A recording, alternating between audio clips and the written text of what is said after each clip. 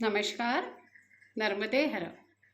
नर्मदा परिक्रमा एक विलक्षण अनुभूति की 34वें पर्व में 34वें भाग में आप सभी का स्वागत करती हूँ।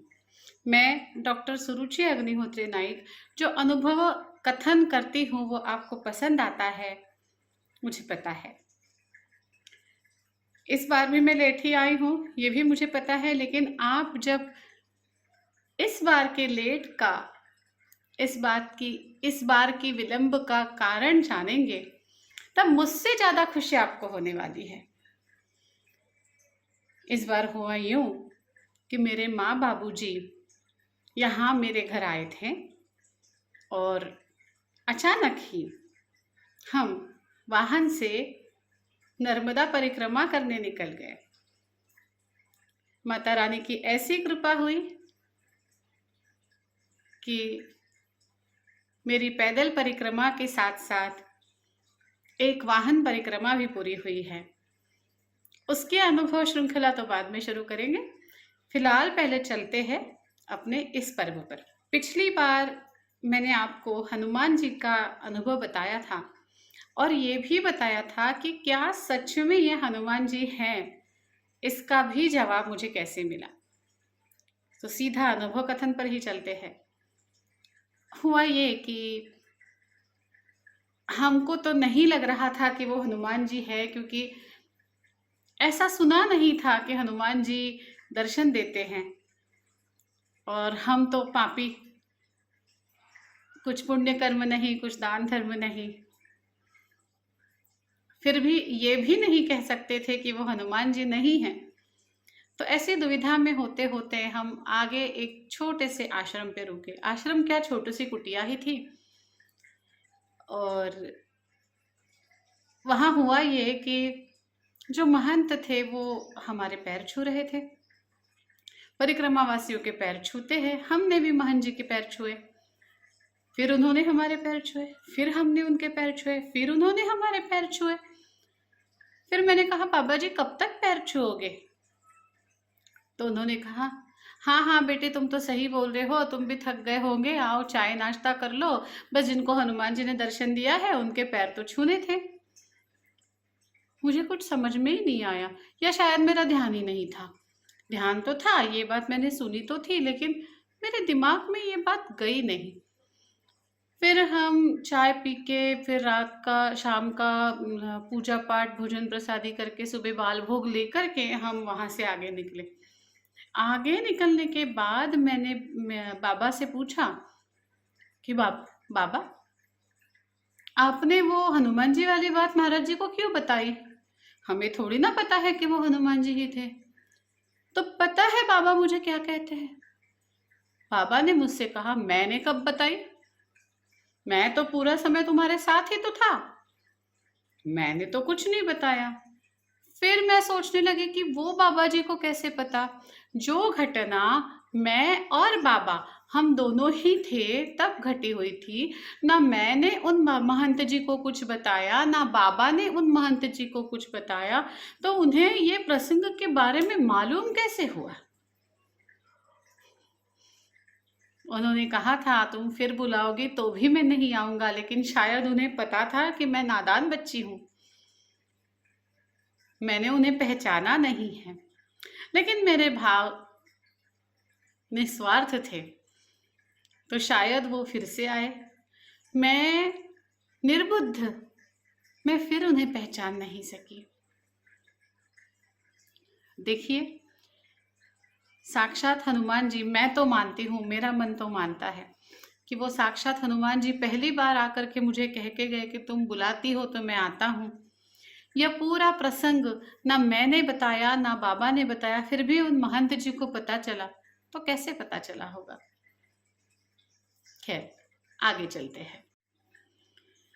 अब हम कुंभेश्वर की तरफ चल रहे थे। मैया जी के किनारे किनारे हम चल रहे थे और कुंभेश्वर, मैंने बताया था आपको कि हम कुंभेश्वर नहीं पहुंच पाए और हम रामानंद आश्रम में हम रुके थे।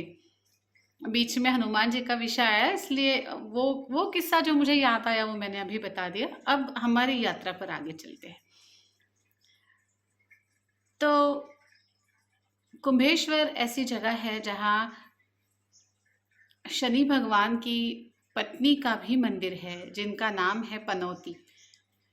सुनने में तो पहले आया था कि पनौती लग गई, लेकिन ये शनिदेव की पत्नी है, ये मुझे नहीं पता था।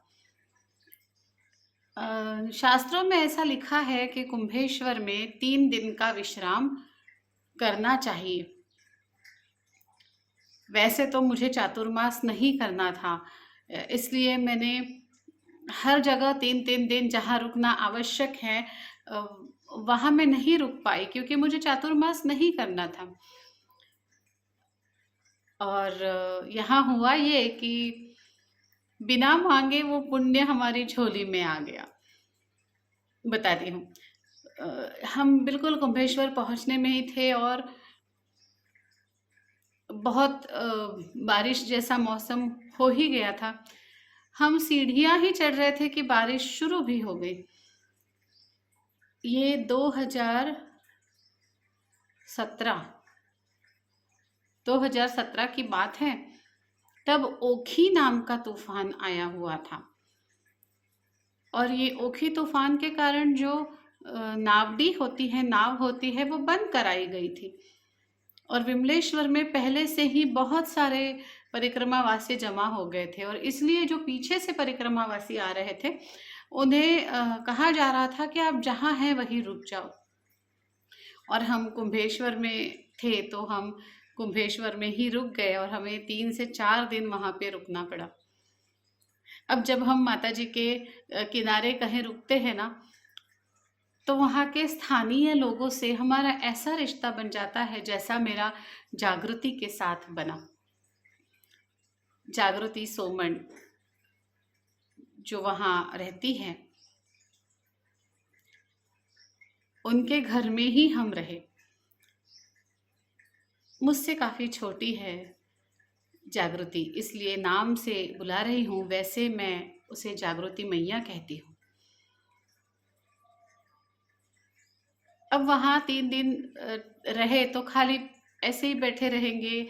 हम 5-6 लोग हैं, उनका पूरा खाना क्या जागृति मैया अकेले ही बनाएगी? फिर हम थोड़ा थोड़ा हाथ बटाने लगे, फिर साथ में खाना खाना, बातें करना, बच्चों के साथ खेलना, मानो हम उसके घर के व्यक्ति ही हो गए। कहीं कोई संबंध नहीं, कुछ नहीं। एक दिन तो ऐसा हुआ, आखिरी वाला दिन था शायद, जागृति मैया की तबीयत ठीक नहीं थी, तो पूरे घर का जो क्या कहते हैं संभालने का, हम मराठी में उसे ताबा कहते हैं, पूरे घर का ताबा मैंने ले लिया, मतलब हक, पूरे घर का हक मानो मैंने ले लिया। मैं यानी हम जो 2-3 परिक्रमावासी थे, तो एक खाना बना रहा है, एक कपड़े सुखा रहा है, एक कपड़े तय कर रहा है, एक सब्जी काट रहा है। इस तरह से जागृति मैया के घर में सिर्फ और सिर्फ परिक्रमावासी उस दिन दिख रहे थे। तो इस तरह से हमारा कुंभेश्वर का जो काम था, 3 दिवसीय विश्राम हमारा बहुत अच्छे से हुआ। उसके बाद हम आगे बढ़े, तब की बातें बताती हूँ। जागृति मैया के घर से हम निकलकर शुकदेव की तरफ गए।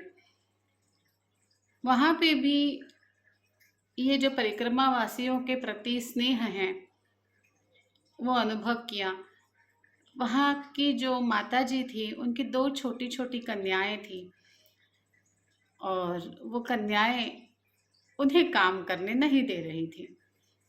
फिर भी माता जी ने हमारे लिए भोजन प्रसादी की व्यवस्था की। हमने कहा माता जी आप बच्चियों को संभालिए, हम भोजन प्रसादी बनाएंगे। तो माता जी कहने लगी, अरे नहीं नहीं माता जी, आप क्यों बनाएंगे, हम बना के देंगे। अभी से अगर बच्चियों को पता न चले तो बच्चियाँ सीखेंगी कैसे कि परिक्रमावासियों को भोजन प्रसादी बना के खिलाते हैं, आप चिंता ना लें। ऐसे में उनकी एक छोटी बच्ची को लेकर मैं उनके पास बैठ गई, और दूसरी छोटी बच्ची को उसके पिताजी ले गए, और फिर माताजी ने भोजन प्रसादी बनाई। कितना करते हैं ये लोग हमारे लिए। सच में अगर ये लोग ना हो तो हमारी परिक्रमा मुश्किल नहीं नामुमकिन है। सुखदेव के बाद हम आगे कोटेश्वर जाना चाह रहे थे। सुबह सुबह हम सुखदेव से निकले और बहुत ही अच्छा रास्ता था। खेतों खेतों में से रास्ता जा रहा था और लोग तो बताते रहते हैं यहाँ से जाओ यहाँ से जाओ, लेकिन यहाँ बताने वाला कोई मिला नहीं। इतना बस पता था कि ये खेतों में से जो रास्ता जाता है वो आगे कोटेश्वर मंदिर जाएगा। केले के बागान थे बहुत सारे, और आपने देखा है केले के बागान इतने घने होते हैं कि उसके नीचे से जाना, पौधों के नीचे से जाना बहुत मुश्किल हो जाता है। ऐसे में हुआ ये कि हम 3-4 लोग तब थे साथ में, और एक एक हम रास्ते से जा रहे थे। तो पहले रास्ते से जब हम मतलब एक रास्ता हम चल रहे थे तो एक रास्ता पानी से भरा हुआ था, आगे रास्ता ही नहीं था। हम वापस आए। किसी ने बताया तो कुछ नहीं था, लेकिन 2-3 रास्ते ऐसे जाते हुए दिख रहे थे। तो हमने सोचा चलो ये नहीं होगा, ये बाजू वाला होगा। वो रास्ते पे गए तो उस रास्ते पे पेड़ गिरा हुआ था और कांटे कांटे रखे हुए थे, मतलब वो भी रास्ता बंद था। और ये सारे रास्ते पास में नहीं थे, 1-2 किलोमीटर जाओ, बंद रास्ता देखो, फिर वापस आओ। दूसरा भी रास्ता बंद निकला, फिर तीसरा रास्ता देखा, तीसरा भी रास्ता बंद निकला। चौथा रास्ता देखा, चौथा भी रास्ता बंद निकला। फिर पांचवा रास्ता देखा, पांचवा रास्ता एक घर की तरफ जा रहा था। तो हमने सोचा चलो, यहाँ थके हुए थे, हमने सोचा थोड़ी चाय प्रसादी भी हो जाएगी और यहाँ हम रास्ता भी पूछ लेंगे। और अब तक तो शाम होने को थोड़ा समय बाकी था। तो हमने सोचा कि अगर मानो यहाँ पे ही अच्छा लग गया तो आज का विश्राम यहीं कर लेंगे, क्योंकि कोटेश्वर तक हम पहुंच भी पाएंगे या नहीं ये भी अभी पता नहीं चल रहा था। और हम धीरे धीरे उस घर की तरफ बढ़ने लगे। जब हम उस घर की तरफ गए तो एक अजीब, एक नकारात्मक, एक गूढ़, भयानक सा वातावरण होने लगा। जब हम उस घर के तरफ गए तो एक अजीब सी बदबू आने लगी। कमर तक ऊंचा घास वहां पे फैला हुआ था। खिड़कियां दरवाजे पूरे बंद थे, मानो कई सालों से ये घर में कोई नहीं आया था। लेकिन इस घर में कुछ तो ऐसा था जो जो मुझे पसंद नहीं आ रहा था। बारिश जैसा मौसम भी हो रहा था, लेकिन हमने निर्णय लिया हम वहां नहीं रुक सकते। हम भले ही किसी खेत में बैठ जाएंगे, भले ही किसी पेड़ के नीचे बैठ जाएंगे, लेकिन हम उस घर के आंगन में नहीं बैठेंगे। अब सोचिए, हम में से हर एक को अगर ये फीलिंग आ रही है कि यहाँ हम नहीं बैठ सकते, तो कुछ तो ऐसा होगा। ऐसे बता नहीं सक रही हूं मैं, लेकिन अंदर से कुछ ऐसी ऊर्जा बाहर आ रही थी जिसे हम स्वीकार नहीं कर सकते थे। वो ऊर्जा हमारे पास तो आ रही थी, लेकिन हमें उसे अपने पास आने नहीं देना था। हम उससे दूर होना चाहते थे। ज़्यादा से ज़्यादा 5 से 7 मिनट हम वहाँ रुके होंगे यही सोच के कि अब क्या करें। और फिर हमने सोचा कि अब चाहे जो हो जाए, हम यहाँ तो नहीं रुकेंगे। इतनी प्रचंड नकारात्मकता हम सभी के मन से बाहर आई और हम वहाँ से निकले। अब तो बड़ी मुश्किल हो गई थी। अब क्या किया जाए? हम कोटेश्वर पहुंचेंगे कि नहीं? बहुत तेज बारिश होने की शंका लग रही थी, हम भीग जाएंगे। अब ऐसे में ना एक ही चाबी होती है। मैंने आपको चाबी बताई थी, नर्मदे हर। हमने 2-4 बार नर्मदे हर की आवाज लगाई। आस पास कोई नहीं था। हम खेतों में थे और गांव के बाहर थे। मन ही मन नर्मदे हर का जाप भी हमने शुरू किया और 8, 10, 15 मिनट का ज़्यादा से ज़्यादा समय गया होगा। उसमें उसके बाद कहीं से एक आदमी आया और कहने लगा, जो रास्ता बंद है ना, वहीं से आगे जाओ, वहीं से कोटेश्वर जाओगे। अब ये तो फिर एक दुविधा हो गई। 5 रास्ते थे, उसमें से एक घर की तरफ जाता था और बाकी 4 बंद थे। अब कौन से बंद रास्ते से जाए? तो हमने जो सोचा सबने मिलके, तो एक रास्ता तो पानी से भरा हुआ था, वहां से जाना मुश्किल था। एक रास्ता घर की तरफ जा रहा था, वहां तो जाना ही नहीं था। अब बचे 3 रास्ते। उसमें से एक रास्ता ऐसा था जहाँ पे लकड़ी लगाई हुई थी और कांटे रखे हुए थे। मतलब वो रास्ता था लेकिन वो बंद किया गया था जानबूझकर। फिर हमने वो रास्ता चुना और फिर हम वो रास्ते से गए।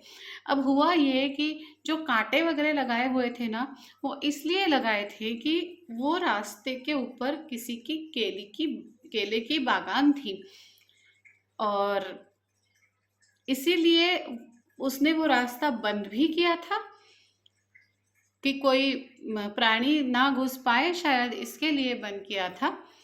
और वैसे भी हमें भी समझ में नहीं आया कि यहाँ आगे केले की बागानें दिख रही हैं तो रास्ता होगा कैसे।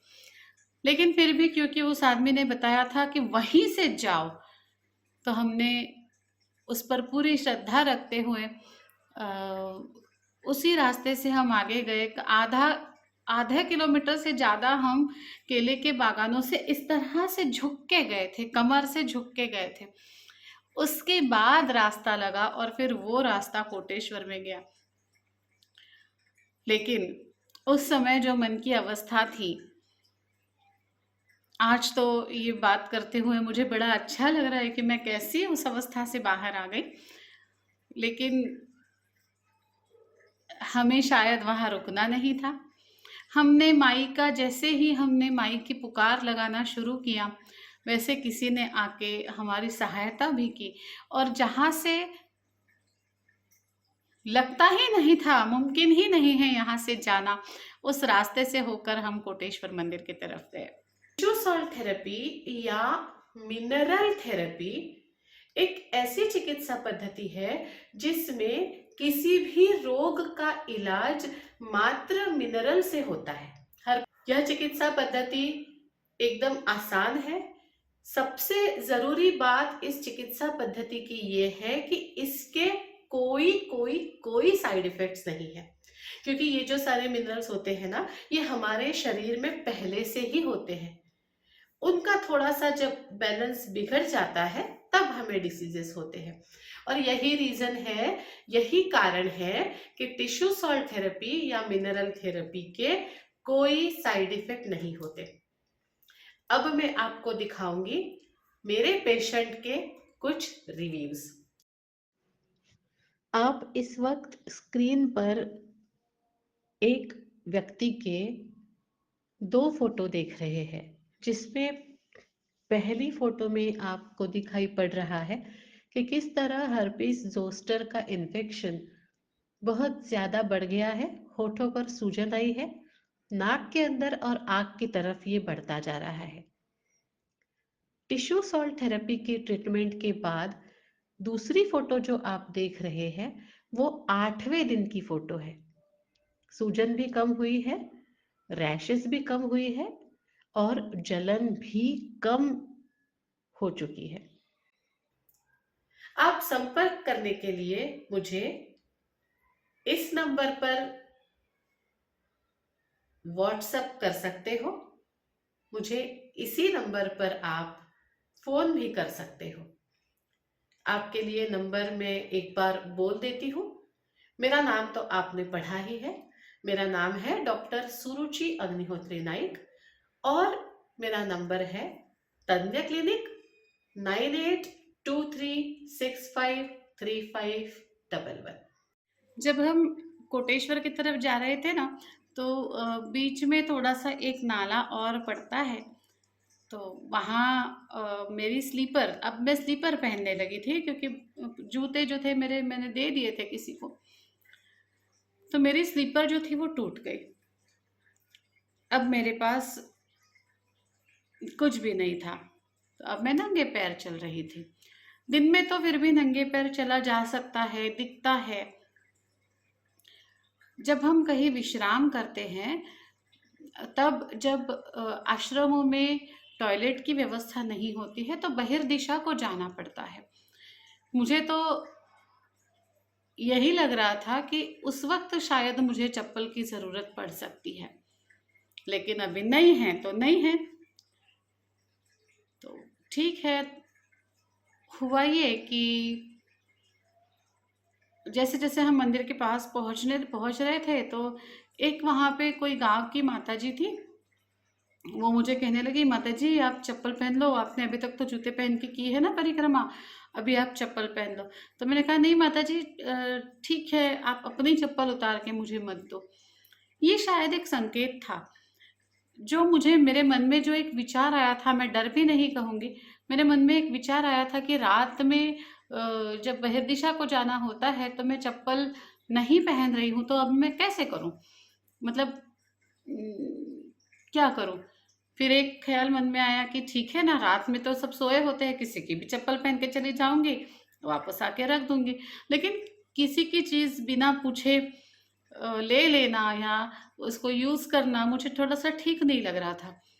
और नींद में से उठा के क्या मैं तुम्हारी चप्पल पहन के जाऊँ, ये पूछना भी उचित नहीं था।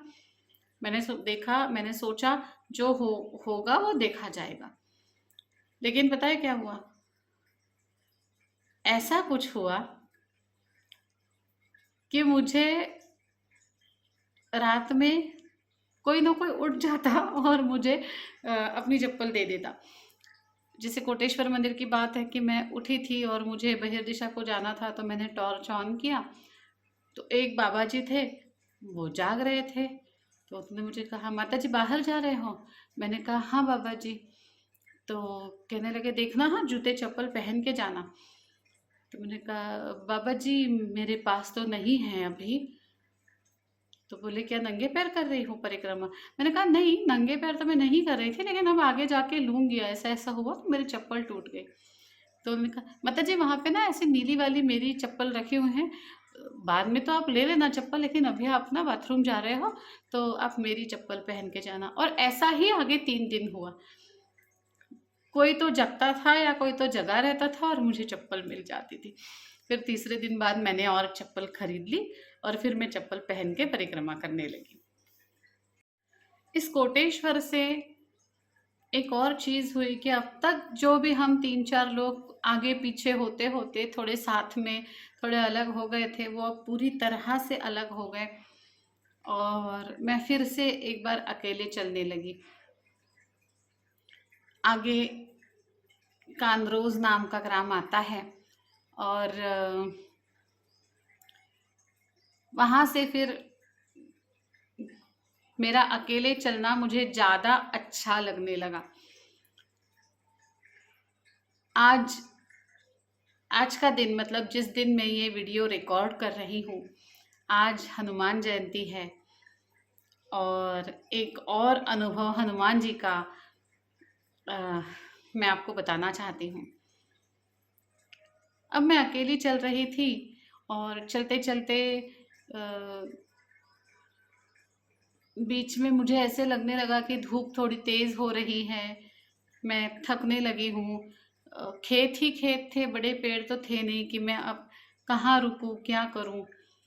और मैंने आपको पहले भी कहा था कि जब भी मुझे कुछ इस तरह से फीलिंग आती है कि मैं लो फील करने लगती हूँ, मुझे ऐसे लगता है कि मैं थक गई हूँ, या ये शारीरिक थकान हो या मानसिक थकान हो, मैं हनुमान चालीसा ज़रूर बोलती हूँ और उससे मुझे एक ताकत मिलती है। तो ये तो मेरा हमेशा का नुस्खा है, तो मैंने हनुमान चालीसा बोलना शुरू किया। अब मैंने हनुमान चालीसा बोलना शुरू किया। जब मैं अकेली होती हूँ ना, तब मैं अच्छे से जोर जोर से बोलती हूँ, एकदम आवाज़ निकाल करके बोलती हूँ, ऐसा नहीं कि मन ही मन गुनगुना रही हूँ, नहीं नहीं। और थोड़ी सी थकान और होने लगी थी, लेकिन अभी उत्साह था, ऐसे लग रहा था चाय मिल जाए कहीं। और मैं तो अपना हनुमान चालीसा बोलते बोलते मैं चल रही थी। इतने में पीछे से मोटरसाइकिल पे दो लोग आए और माताजी नर्मदे हर, माताजी नर्मदे हर, कितनी आवाज लगाई आपको, आप तो सुनते ही नहीं। मैंने कहा नहीं बाबा जी, मैंने नहीं सुनी। आप जब वो पीछे चौकड़ी में थे ना, तब हमने आवाज लगाई थी, हमारी चाय की दुकान है वहां पे। ये चौकड़ी पता है कितनी पीछे थी? 2 से 3 किलोमीटर पीछे रही होगी। तो ये दो बंदे 2 से 3 किलोमीटर मेरे लिए चाय थर्मस में लेकर आए थे।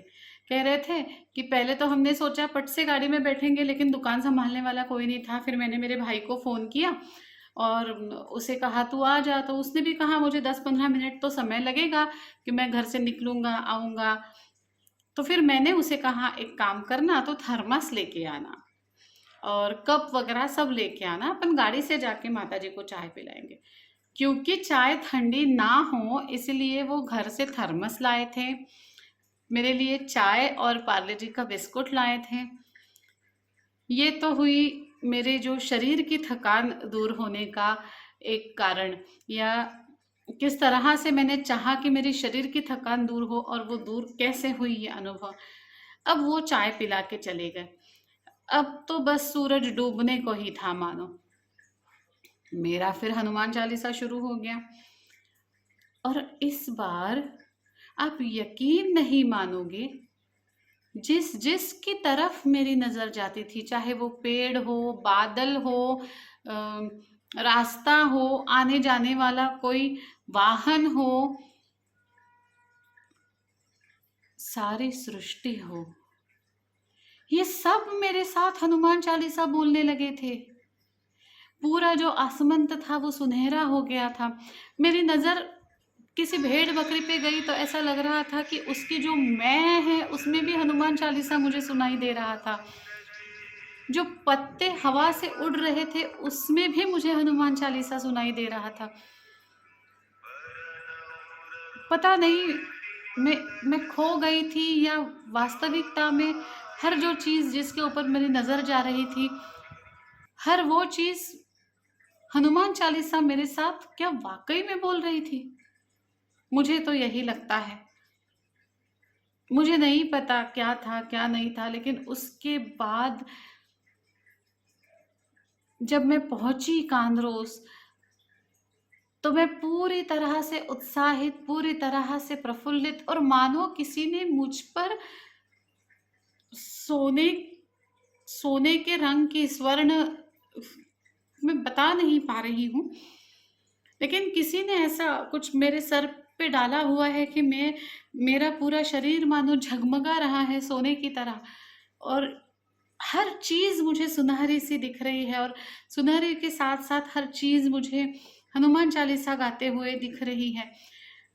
इसी अवस्था में मैं इसी अवस्था में मैं कांद्रोस के आश्रम में गई, और आश्रम के बाहर ही मैं थी, तब मुझे किसी ने आवाज दिया, मराठी में, हाँ, मुझे आवाज दिया, अरे सुरुचिताई, या आल्यात का तुम्ही?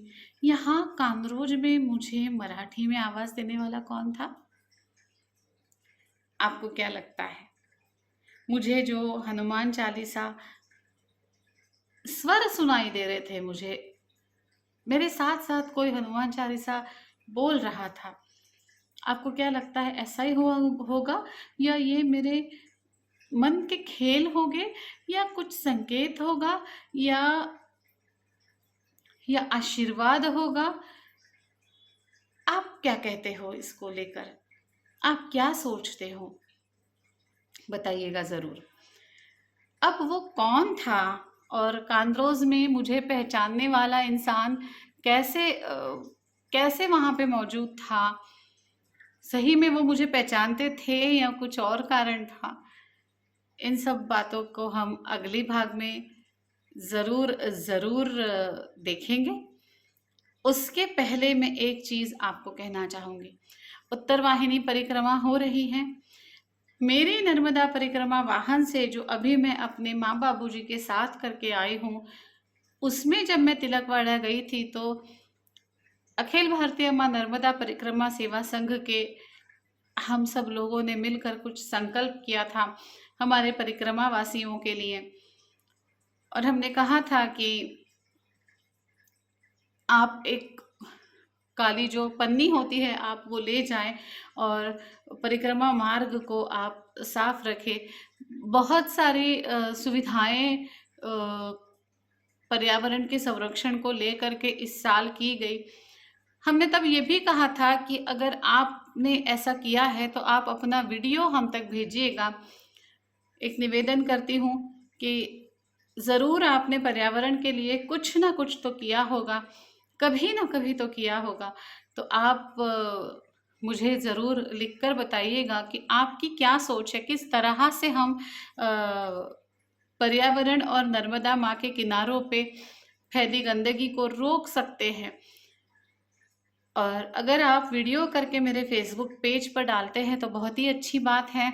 अगर वो नहीं हो सकता तो मैं एक लिंक यहाँ पर शेयर करूँगी जो अखिल भारतीय माँ नर्मदा परिक्रमा सेवा संघ के कुटुंब ऐप की लिंक है। आपको करना कुछ नहीं है, आपको कुटुंब ऐप डाउनलोड करना है और आप एक ग्रुप में शामिल हो जाएंगे ऐसा करते ही, और आपके जो विचार है आपको उस ग्रुप में या फिर मुझे कुटुंब ऐप पर आपको मुझे भेजने हैं।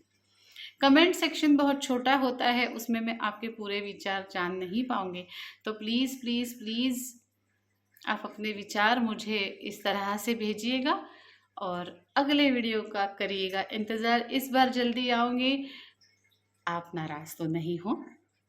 मैं अपने माँ बाबा के साथ परिक्रमा करने गई थी, यह सुनकर मुझे तो पूरा यकीन है कि आप बहुत खुश हो और आप मानते हो कि नर्मदा जी ने मुझे ये मौका दिया कि मैं मेरे माँ बाबा को परिक्रमा पर ले जा सकूं।